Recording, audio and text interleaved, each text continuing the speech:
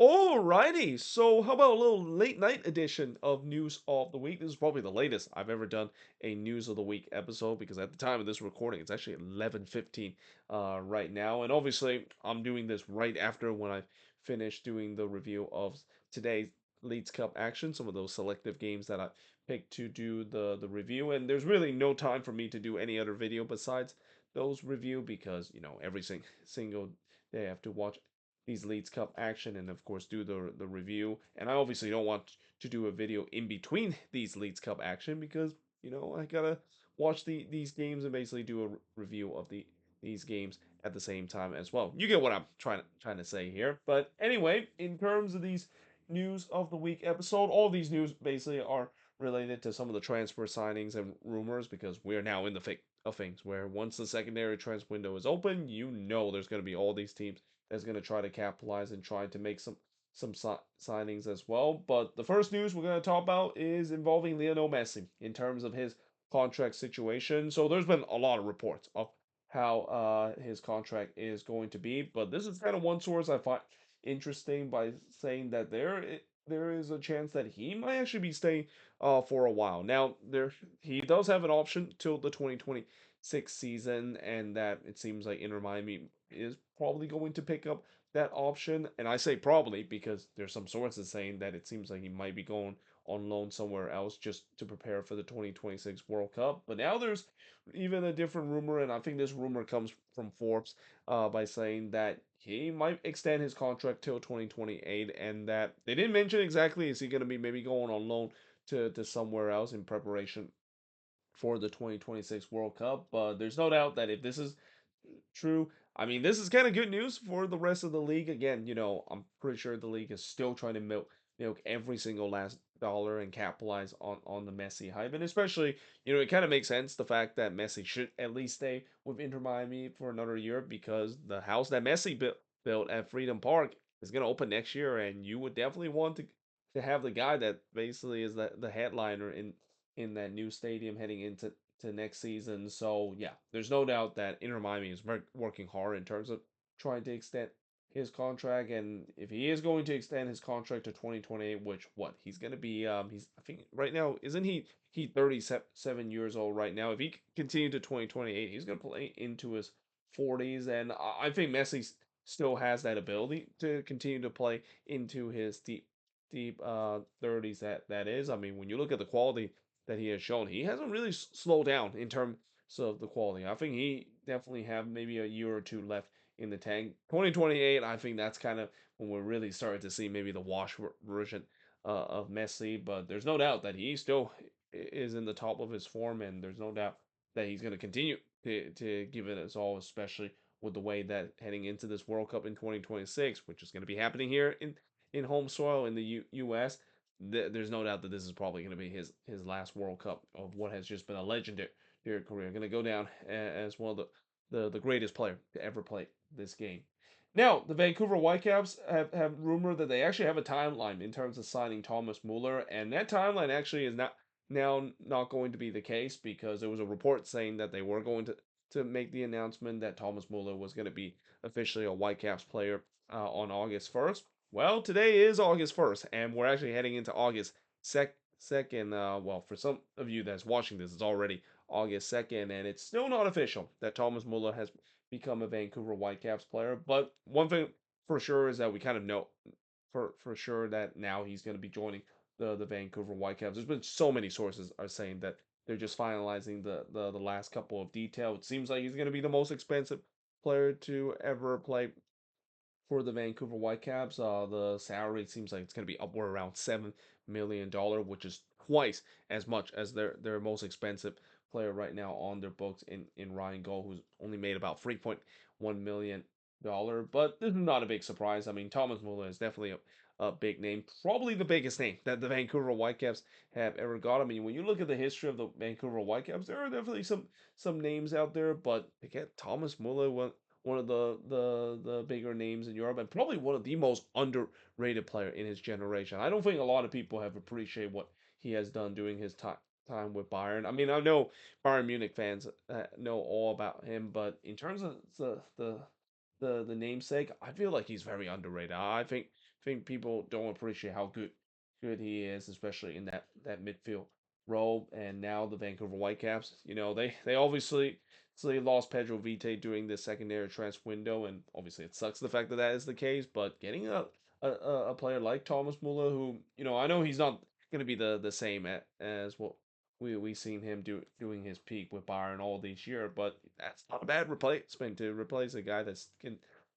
still has it, and a guy that he's they'll definitely going to give it his all in his twilight of his career. And yeah, there's no doubt that in terms of the namesake, this is a huge name for the Vancouver Whitecaps, and for a team that this is not a team that is known to sign some big name kind of players, or players that has a high profile across the world. I mean, this is definitely going to be going down as the biggest signing that the Vancouver Whitecaps have ever made in their franchise history.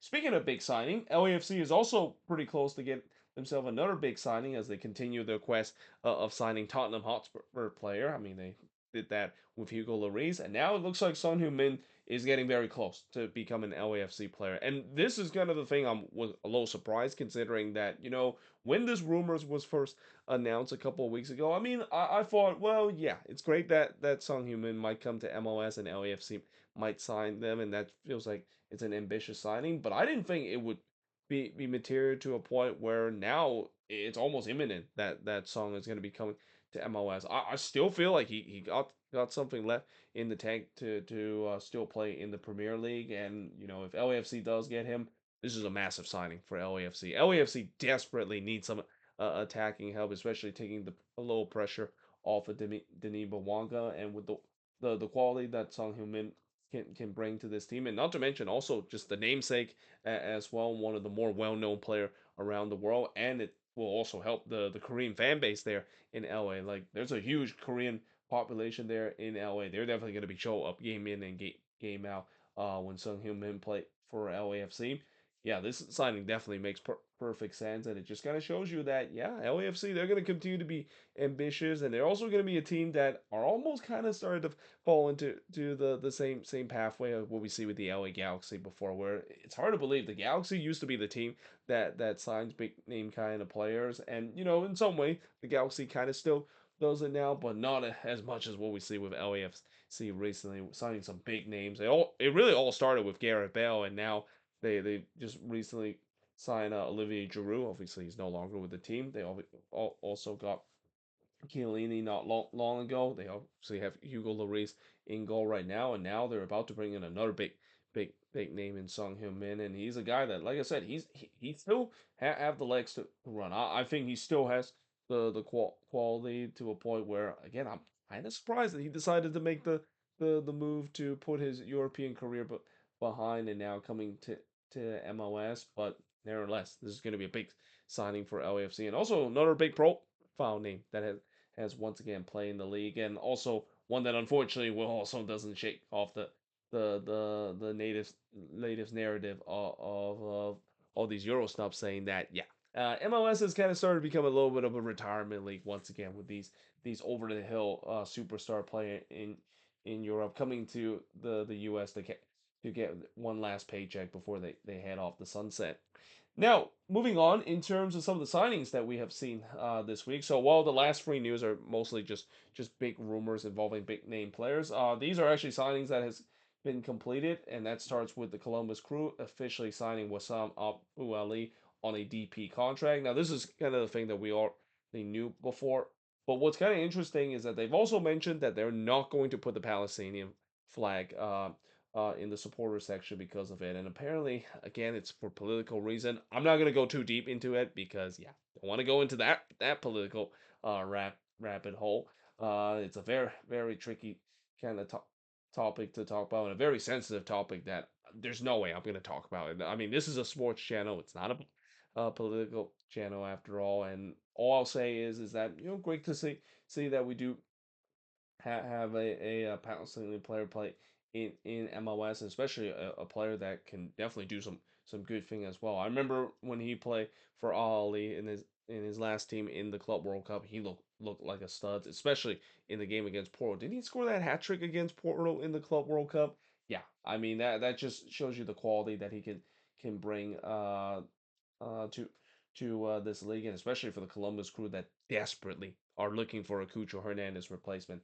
This maybe could be the Cucho Hernandez replacement that they've been looking for a very long time, and it makes perfect sense of them decided to lock him down on a DP contract. Now we'll see whether or not if he can replicate what he did in the club World Club into to now in MLS play, and if he can do so, then the Columbus Crew definitely have find a great Cucho Hernandez replacement. And you know the Columbus Crew is really a very good team right now. If Abu Ali can hit well and be kind of like almost that Cucho Hernandez kind of player, this team is an instant MLS Cup contender. This team is definitely going to go toe to toe once again with Inter Miami in terms of trying to get the Eastern Conference crown. Now, the New England Revolution, they have decided that they're bringing back Matt Turner, who is currently on loan from Lyon. Now, I'm not surprised the fact that Matt Turner decided to come back to the U.S. because with all the unfortunate situation that's gone on with Lyon and their financial situation, it was not a big surprise that he may be going back to stateside to just get some more playing time, and he's going to be going back to the New England Revolution, which again, this is kind of a strange move that the refs decided to make because I don't think goalkeeper is at one position they really need to address heading into the secondary transfer window, and especially maybe going for a bit of a rebuild as well because most of the pieces that they sign this season has just not worked out whatsoever. But I don't think goalkeeping is a position that there is a big worry. And in fact, in many ways, this now creates a bit of a problem for them in terms of the goalkeeping spot. I mean, I'm pretty sure Ayaz Ivicic, he probably saw this and he's probably not going to be very happy. The fact that it seems like he's going to be replaced, even though Ivicic has pretty much had a pretty good season so far for the Revs. But no doubt that, again, I think this is kind of a little bit of a welcome come back for Matt Turner, this is kind of the club that he made himself a name. And again, especially with the way that I know that he wants to get some more playing time because you know the goalkeeping position that is going to be a very interesting position to talk about heading into the World Cup, and it's kind of scary the fact that that is a position we have to talk about because yeah, that for a long time used to be the most stable position for the U.S. men's national team. I mean, that's what happened when Tim Howard has been just day in and day out be the guy and is going to go down as the greatest goalkeeper to ever play for the U.S. men's national team. But ever since he left his post and hang up his boots, the U.S. just have not had an answer in terms of that goalkeeping spot. I mean, Matt Turner was supposed to be the answer, but in the Gold Cup we see Matt Freese playing, and now there's just a big question mark surround that spot. Is it going to be Turner? Is it going to be Freeze? Which Matt is gonna be the starting goalkeeper come next summer in the World Cup, or is it even gonna be Zach Steffen maybe getting himself the spot back because Zach Steffen has played pretty well so far for the Colorado Rapids. Maybe he could have now played himself back in the conversation in terms so who is going to be the number one for the U.S. heading into next year's World Cup? Now, the Houston Dynamo, they have signed former Orlando City center back Antonio Carlos from Fluminense. Now, from what I heard with Antonio Carlos at Fluminense, he hasn't really done so well during that club. So now that he's decided to go to the Dynamo, I mean, he is a proven MLS defender. He was very good during his time with Orlando City, and with the way that the Dynamo desperately needs some defensive help. I mean, maybe signing the likes of Antonio Carlos could do so, though it's also important to know that he's kind of almost on the wrong end of 30 right now, so I don't know if he can provide some good stability to that Dynamo defense. I mean, they'll at least get some a veteran present in terms of that back line, but yeah, again, at least from what I heard from Orlando City and even some Fluminense fans, Antonio Carlos hasn't really looked that good. He just have not looked the same player that he was during his time with Orlando City, where he was really good during his time with Orlando City. But that's because that was back in his prime, and now it feels like he's really kind of fall off ever since he made that move to go back to his native country in Brazil. Now, speaking of Orlando City, they are going to sign Tyree Spicer from Toronto FC in exchange for 550,000 general allocation money. Now, I'm kind of surprised by this move because I think Tyree Spicer has done well so far. He's definitely one of the big prospect that TFC had, and a player that I thought they were going to build around. Like when you look at all these youngsters for this TFC side, I mean they're definitely trying to hold on to these players as they could be players that could help in terms of this deep rebuild that they're incurring. So to decided to get rid of one of their top prospect and a guy that definitely is getting more minutes and started to show his ability. Yeah, that is definitely a very strange decision, and you wonder why TFC fans are mad at their front office when it comes to their front office not making the right decision and really kind of just setting this team back in terms of this deep rebuild that they're going through. But for Orlando City, they get a very exciting kind of player. One thing I think Tyrese Spicer might need to work on is his finishing. I think with the way that he's a very speedy kind of player. Problem with him is that his finishing still has not been good. His decision making in the final third has also kind of been lacking. But there's no doubt that now that he's joined an Orlando City side, a team that has a much more attacking presence and a team that he'll probably get better coaching when it comes to the attacking force. I think this could be a good move for him, and especially I'm pretty sure he'll be very happy that he's now out of the deep rebuild and joining a team that could be contending for MLS Cup, depending on which kind of Orlando City side we've shown. Orlando City has just been such a weird team this season. There's times where you can see the ability that this team can have in terms of being a contender, and then there's times where they just don't look like that. In other words, they've been a very inconsistent team so far this season. Now, Sporting KC, they have signed Mexican center back Alan Montes from Necaxa, so this is not a big surprise that Sporting KC decide to go defense.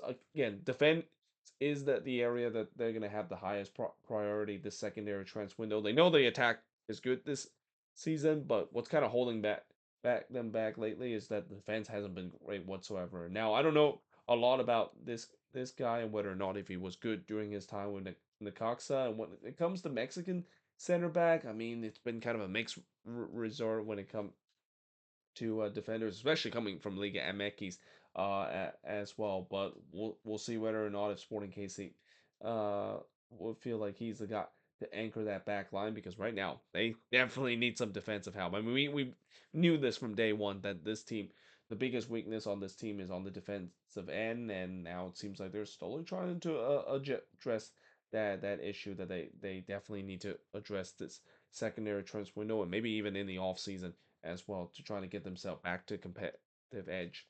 And then San Diego, they have signed midfielder Pedro Soma from UE Cornella. Now, this is more of a depth signing in terms of the midfield for San Diego. San Diego actually have a pretty good depth chart in terms of the midfield, but I guess they just want to add some more depth in terms of the spot. I mean, why not? You can never have had enough depth on this team, and this is definitely looking like that kind of signing because other than that, I don't really know too much about this guy other than the fact that it seems like it's most likely going to just be a depth signing for the San Diego side.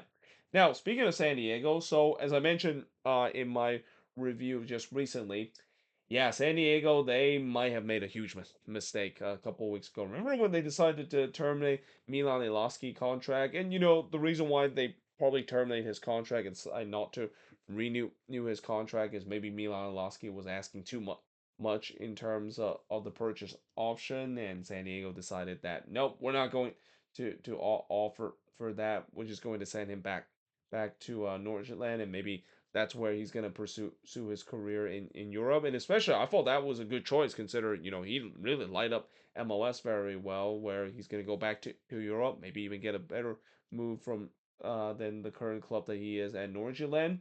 So, to everybody's surprise, that doesn't seem like it's the path that Milan Lasky is going. Instead, he is going to try to come back to MLS, and now it seems like another team is looking to get him.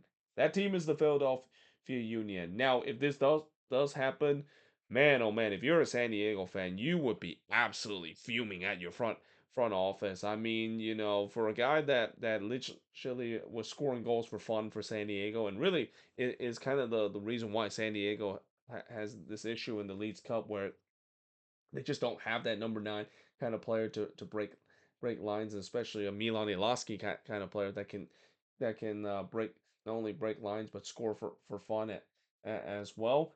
Now that you decided to not only not not sign him on a permanent contract, but now you decided to be cheap, and basically now that another team is looking to swoop right in terms of that, this feels like it's a huge mistake by this front office. And this front office for the most part has done a pretty good job in terms of building the squad, but this is definitely going to be a move that they're going to be regretting, especially if the Union could get him. Now, it's also kind of interesting the Union decided to get him because I didn't think attack was a big issue that they have. Yes, they have had their issue when it comes to the goal scoring, but for the most part, the attack, I mean, they still have some really good quality kind of player. My only guess is either Ty Baribo might be moving on to better plays, especially with how good he's been the last couple of years. It seems like maybe he's getting interest in Europe, and they decided to sell him for a big amount of money, and Iloski would be the perfect replacement, or the fact that Mikael Aru potentially is going to be moving on to the great greener pasture this off season. Either way, if this move does happen, like I said, this feels like a huge slap in the face for San Diego fans. And it's also kind of interesting that for a while I mentioned Milan Ilaski kind of being like that Elzinho kind of player. Guess where Elzinho plays? Plays for the Philadelphia Union. Who would have thought that my comparison of him being an Elzinho player will now actually means that he's going to be joining the Philadelphia Union, because something tells me they might do something similar to that. They probably watch my video, or at least watch how Milan Ilaski play. It kind of reminds a little bit of Elzinho coming off the bench and provide the spark, and they're hoping that's going to be the same case with Ilaski, maybe coming off the bench for Baribo. If Baribo is still there, and he's going to be the guy that's going to run riot on the defense as well. Now, speaking of number nine, the New York Red Bulls are still in talk to try to get Timo Werner another number nine. Now, I say number nine, but I don't think Timo Werner is going to play that number nine spot. That number nine spot is going to belong to Choupo-Moting, who, by the way, I'm kind of surprised Choupo-Moting for the most part has been staying healthy. I did not expect him to have an entire season staying healthy. Now, obviously, that's knock on wood on that, and I'm pretty sure Red Bulls fan will be absolutely fuming at me by saying that if Choupo-Moting decide to go down the very next game. But for the fact that he's been able to stay healthy throughout the season, and with him having uh, injury concern, and the fact that he's getting older, it's definitely a testament. The fact that this was a little bit of a surprise, the fact that he's been able to play week in and week out. Now, there's no doubt the Red Bulls are looking for another weapon, because, one guy that hasn't really lived up to his bargain is Lewis Morgan. I have no idea what has happened to Lewis Morgan. I don't know if he's still injured, or the fact that he's just completely fall off the cliff after a couple of injury setback, but he's been pretty much a non-factor for the Red Bulls this season. So they're looking to try to get a replacement to that with Timo Werner. But like I said, Timo Werner, it feels like he's kind of like a more expensive version of Dante Vanzeir, where he's a guy that can always show the speed that he has. But when it comes to the final third product, that's where you're just basically pulling your hair out. And believe me, I know that, because as a Chelsea fan, I've seen when Timo Werner joined Chelsea how much frustrating it was watching him play week in and week out, where he has the ability to use his speed to get by defender and get himself in good position. But when it comes to the finishing, yeah, that's a different story. So again, do they really want to sign another Dante Vanzier kind of player? I mean, apparently the Red Bulls wouldn't think so. The Red Bulls are hoping that this is going to be like an Emo Frostberg kind of success story, where Emo Frostberg did very well with RB Leipzig, and now we're seeing what he has done with the Red Bulls, and they're hoping that maybe Timo Werner is going to be that kind of player.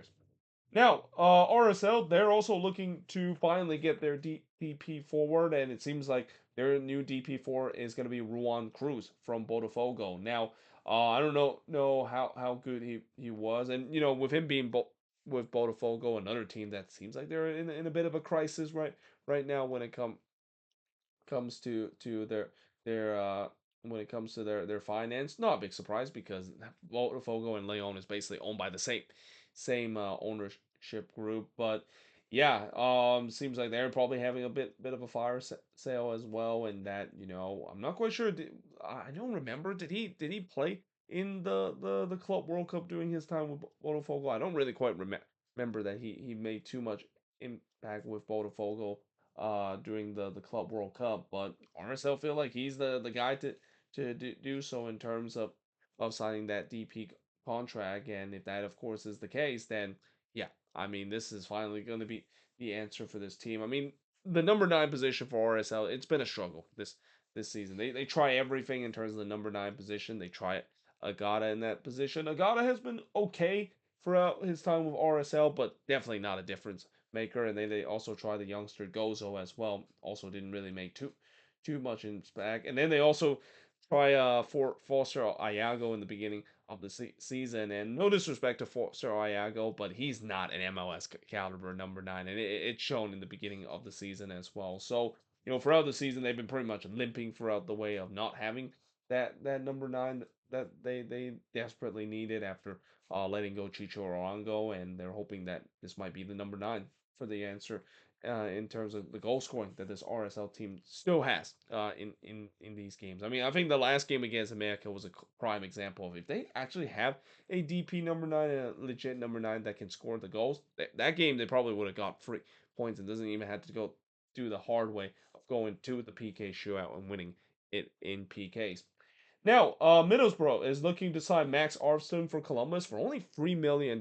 Now, obviously, Columbus, I don't know if they're gonna reject this offer. They already rejected an offer for Max Armstrong from a Belgian club as well, and for $3 million, I feel like that is incredibly low. I feel like they could definitely get more for Max Armstrong, and it's kind of interesting. We see another U.S. men's national team player going to the championship again. It feels like it's almost like a cycle where if you do well with the U.S. men's national team, especially in the Gold Cup, that is, then you get one way ticket to the championship. And so far, when you look at all these uh, American player that has gone to the championship, most of them hasn't really lived up to do very well. I mean, Aiden Morris is another example of going to Middlesbrough. There hasn't really been a lot of positivity I've heard about him during his time with Middlesbrough, and he hasn't really been in the national team picture ever since that. So yeah, again, I know for Max Armstrong this will be his dream move of going to Europe, but going to the championship where we've seen a lot of U.S. player that go there and hasn't really found a lot of success and eventually kind of play themselves out of the the national team picture. Is this maybe a good choice for Max Harfton? I mean, it'll definitely be up to him, and especially again for Columbus, I feel like they should get more than 3 million, at least 4 or 5 million. If Patrick Ajiman can get $9 million dollar to go to Derby the county, I'm pretty sure Max Harfton could get more value to go to a championship club compared to the 3 million that Columbus is getting offer from Middlesbrough. Now, FC Dallas, they are looking to sell Marco Farfan to Tigres. In fact, this move is pretty much almost official. And, it's kind of sad that this, of course, is going to be the case, but you kind of had a sense that it was going to happen. I mean, Marco Farfan, he's kind of near the end of his career. It looks like he's going to go down to Liga MX to finish his career and joining a team like Tigres as well. I mean that's I already talked about how Tyree Spicer going from a team that is kind of dysfunctional to a team that might be a contender. Well, Marco Farfan is going to do the same thing because Dallas this season they've been very inconsistent and are inconsistent in a bad way. But now you're joining a team like Tigres, a team that are going to be a contender for the Leeds Cup and maybe even in Liga MX, especially from what we already seen with Tigres so far being the only Liga MX side to get maximum point in the first two game of phase one of the Leeds Cup. That should be a good move for him, even though this is pretty much going to be a move for him to wind down his career as well.